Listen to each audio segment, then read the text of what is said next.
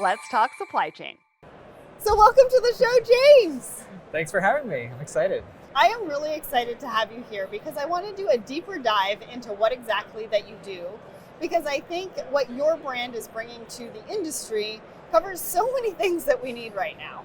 And so let's start off with the founder journey. Did it start on a napkin? How did it start? Walk us through kind of that epiphany moment and you sort of saying, I want to start this company and this is what I'm going to name it. Sure. So I wish it was like a more exciting, apocryphal founder origin story. There were many napkins involved. Okay, good. And there still are, actually. I do it too. Yeah, whatever's handy. But no, my co-founder, who's a brilliant engineer, we had been working in supply chain tech for, really since 2008. Okay. We would get brought in to manage API connectors between software.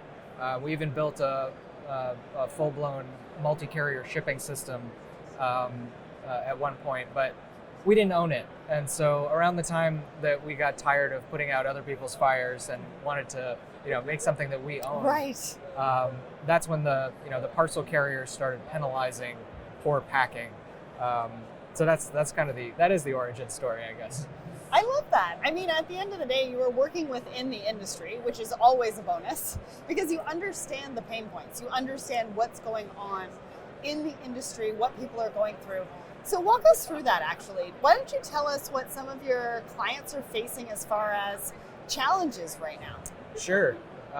Well, I think you very well know that a lot of the costs associated with fulfillment kind of just went up extremely fast during the pandemic. Yeah, and the problem is the pandemic has started to wane, as evidenced by the maskless crowd that we're sitting in. But the costs have not slowed down. Right. They keep rising. It's not just, UPS, FedEx. It's also things that we used to consider just the cost of doing business, like the price of cardboard. Right. These things that suddenly they're all having to take another look at and be like, well, wait a second. All these things are eating into margins. How are we going to deal with it? Yeah, and I think also cardboard was something, I believe, or corrugated packaging was something during the pandemic that the demand was so high, you actually couldn't get any. Yeah, and the price is still at an all-time high. And it's not inflated by the industry.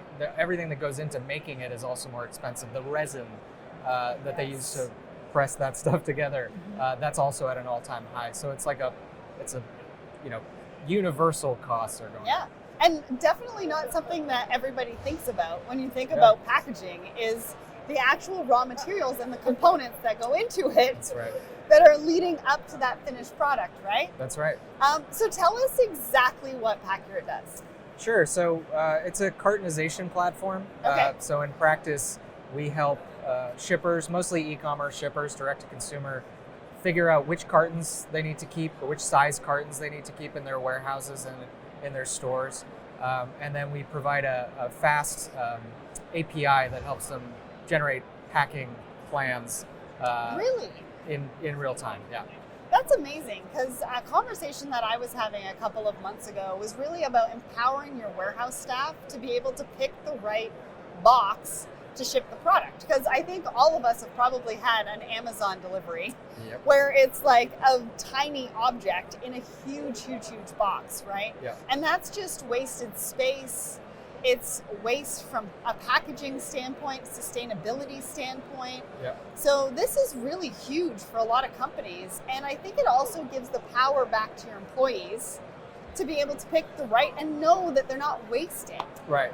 And it's not really fair. I mean, in 2022, it's not really fair to say to your packers, you have to get these out the door at all costs by the end of your shift. Right. Oh, and by the way, make sure that everything's like perfectly packed. Right. There's just no time. So it's kind of a combination of, humans not being very good at conceptualizing 3D space in a very limited time. That's really the biggest problem. And it just happens to be the one that's the most visible on the consumer side when you're getting that big box with the little thing jangling around in the bottom. Well, and it makes people so upset. when they get a large box with a very small item in it, because they're like, this could be done so much better. Yeah, I'm glad you mentioned that, because one of the things we started to see just in the last like 4 to 6 months, there used to be unboxing videos that like influencers would do, and it'd be great for your brand, and they would show it and they get tons of views for whatever reason. Past like 4 to 6 months, we've seen the rise of box shaming videos. Really? So you search YouTube, search Instagram. There's all these online communities, believe it or not, that are popping up complaining about this exact issue. There's one on Reddit called egregious packaging. So this is like a real thing, and it's people are getting tired of having to haul all that stuff out to the recycling. Yes, and that's amazing. Like, to know that there's something out there like this, and people are actually focusing on your packaging, because what that actually means for retailers and organizations is it could mean lost sales. Right? Because that's the word of mouth that you don't want to happen. Absolutely. And you want to be able to keep your customers. And if you're not making sure that you are putting the product in the right box so that you're not being shamed online. Absolutely. I mean, it's the post-purchase experience. This is the only time where you get to have a physical interaction with your customer. It's not a store where there's perfect music, perfect lighting, eye contact with a salesperson. It's like, this is it. And so, it may be you have plenty of reasons why this is very difficult to solve, but your customer doesn't know that. All they see is this and all the waste they have to bring out to the recycling. That's true. So true. So you guys use a term, I think, called cartonization. Yes, it's a flowery term, isn't it? I don't know if everybody has heard this term before. So walk us through why you use that and where did it come from? Yeah, so it's not a word that you can find in the dictionary. That's probably believable. But it's also not a new concept. Cartonization is basically a process of identifying which boxes a shipment should go in. And kind of historically, it's been a feature in WMS systems, or there's some, maybe it was an afterthought by legacy load planning software providers. An afterthought. I mean, it's one of those things where parcel historically is kind of overlooked. It really is. Yeah, when it comes to cubing. So absolutely. So that's why we made Paccurate, actually. Well, and a lot of times if you are shipping in the right packaging, it also means a lot of savings in other areas, including transportation. Because the more space that you take up with the packaging that you use to deliver your products means that you're paying more in a variety of different ways. Transportation costs, carbon footprint, et cetera, et cetera, et cetera. So it really doesn't help your sustainability goals and your sustainability journey. So walk us through what that looks like. Maybe somebody who isn't using Paccurate versus somebody that's using Paccurate and what they've been able to save. And then we can talk about sustainability in a second. Sure. Well, there's a couple layers to it. If they've tried to use maybe kind of a very basic cartonization system that's built into their WMS or shipping system or whatever, typically they try to make the boxes smaller, which seems reasonable. But it turns out you can go a little bit further than that, where you can actually optimize the boxes for the journey that they're going to take. So, shipments that are just going a few zip codes over, they might have a little bit of air, but they should be in fewer boxes. If they're going to be, next day air or being shipped far away where capacity is much more of a concern, that's when things need to be split out into more boxes for the multi-item shipments. So you can get like really into the weeds. And we've been really stunned at being able to pull these little levers on how to optimize beyond just taking the air out. But yeah. And what about damage? Right? Because like these packages are being handled multiple times before they're getting to a customer. Because they're going on a truck, they're going into a depot, and they're getting put on another truck, right, to be delivered. And there's probably more touches than that. But as far as damage is concerned, how do you sort of mitigate that risk for your customers? So everything with packing is really finding the balance. And so if you're not using a solution that's going to do it for you, either you're not using enough protection for the products. A lot of home goods retailers have this problem, and then the item gets damaged, it shows up in pieces, the customer's mad, then it comes back through the transport network and maybe chucked into a landfill or something. So returns are really devastating at scale for the environment. And costly. And on the other hand, if you're like, you go into your warehouse and you say, all right, no more damages.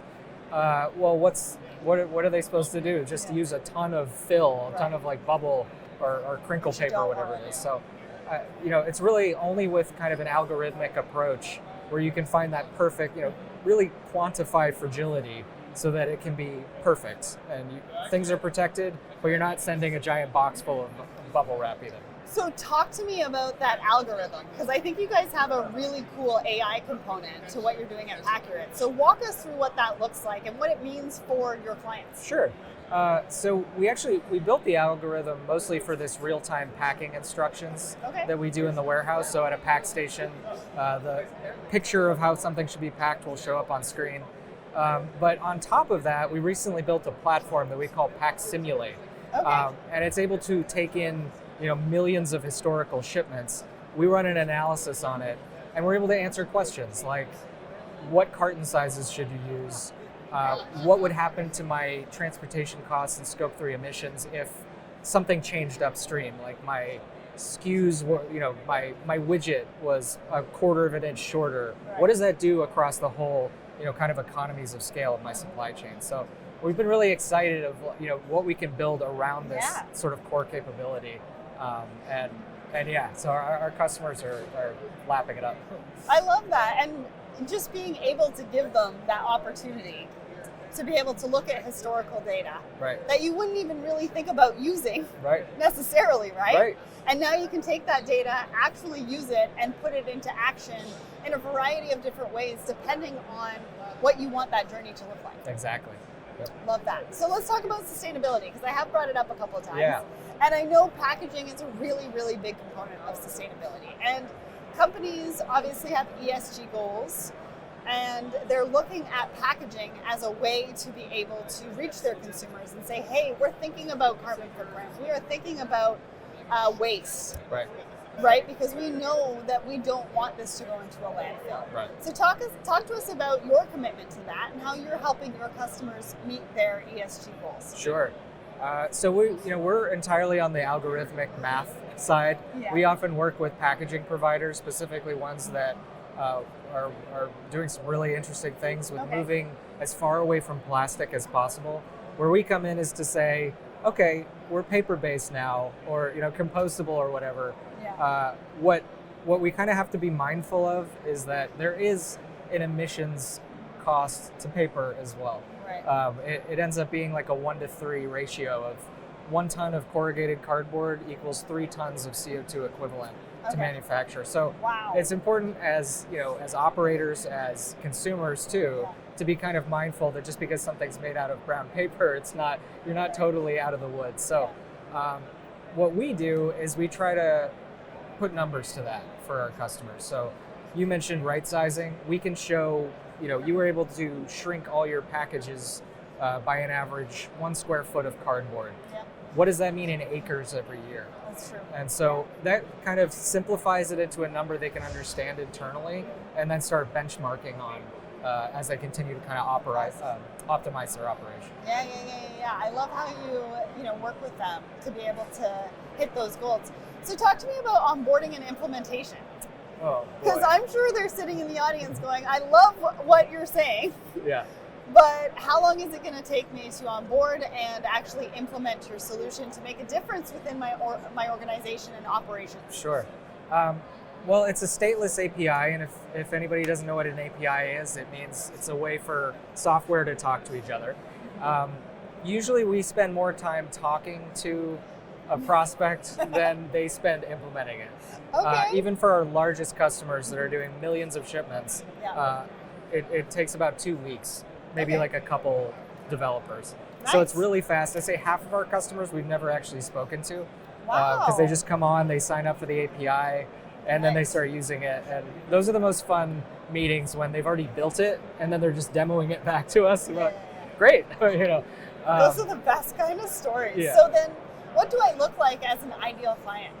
Oh man, really anybody who ships things, it's worth playing with our API, playing with our platform. We can help you kind of quantify what the opportunity is, regardless of what you plan on doing for the rest of the year. We can show you, here's the opportunity total. if we were to totally overhaul everything, Yeah. here's some scaled back versions of it.